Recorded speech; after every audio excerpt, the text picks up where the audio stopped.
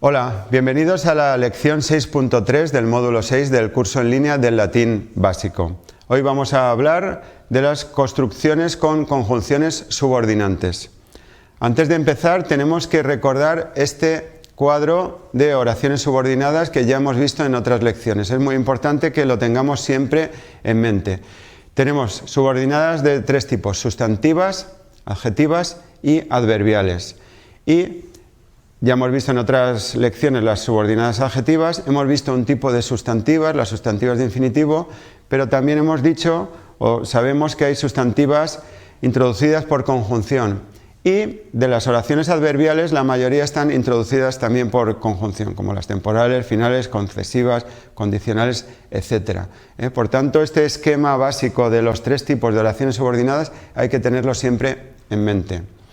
Bien, aquí vemos todas las oraciones subordinadas que se pueden introducir por una conjunción, las sustantivas en azul, comparativas, consecutivas, etc., como acabamos de decir, y existe un gran número de oraciones subordinantes en latín. Estas oraciones, no quería decir conjunciones subordinantes. Estas conjunciones, como son palabras invariables, las vamos a encontrar tal cual en el diccionario, las vamos a encontrar enseguida.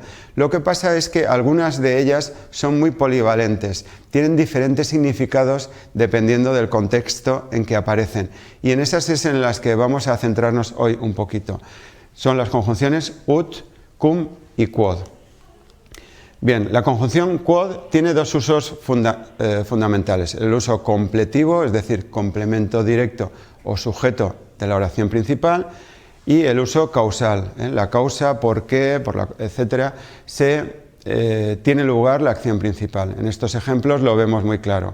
Un uso completivo. Praetereo significa paso por alto algo. Quod vitia emoliunt mores, paso por alto que los vicios relajan las costumbres.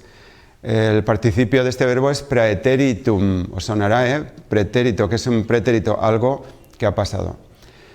Un valor causal: miserum te iudico quod nunquam fuiste miser. Te considero, te juzgo infeliz. ¿Por qué? Porque nunca has sido realmente desgraciado. Aquí este quod introduce una oración subordinada que tiene un valor causal. La otra conjunción bastante polivalente es cum, que tiene valores diferentes, como vemos aquí. Hay que hacer una primera distinción entre el uso de cum con el verbo de la subordinada en indicativo y cum con el verbo en subjuntivo. Con indicativo el valor principal es un valor temporal. Cum Caesar in Galliam venit, alterius factionis principes erant aedui. Cuando César llegó a la Galia, oración subordinada temporal, y a continuación la oración principal. Luego hay un uso intermedio que es muy frecuente en César, por ejemplo, con imperfecto y pluscuamperfecto de subjuntivo. Es lo que se conoce como cum histórico. Cum civitas armis ius sum exequi coneretur, cuando la ciudadanía intentaba conseguir sus derechos con las armas. Pero no solamente es cuando, sino es porque. Es una mezcla entre un cum temporal y un cum causal que en cada contexto miraremos la forma exacta de traducir. También tenemos un valor concesivo cuando el verbo aparece en subjuntivo. Sócrates cum facile posse educi e custodia non luit. Sócrates, aunque, a pesar de que, introduce la oración subordinada, Sócrates, aunque podía ser sacado fácilmente de prisión, no quiso. Volvemos a la oración principal. Por último, vamos a ver la conjunción ut, que también tiene muchos valores. La primera distinción que vamos a hacer es si el verbo de la oración que introduce, de la oración subordinada, está en indicativo o está en subjuntivo. Con indicativo, los valores principales son un valor temporal o un valor modal. Ut Pompeius peroravit surrexit Clodius. Cuando Pompeyo acabó de hablar, ahí termina la oración subordinada, se levantó Clodio. O un valor modal. Ut hominis decus est ingenium, acaba la subordinada, sic ingenii lumen est eloquentia. Tal como el ingenio es una cualidad del hombre, así la elocuencia es la luz del ingenio. Vemos aquí que este ut tiene un correlativo, una correlación con el sic, que nos va a aclarar perfectamente que se trata de una oración modal comparativa. Y por último, los valores de ut con subjuntivo. Tenemos 4 valores para el ut, que introduce una oración subordinada con el verbo en subjuntivo.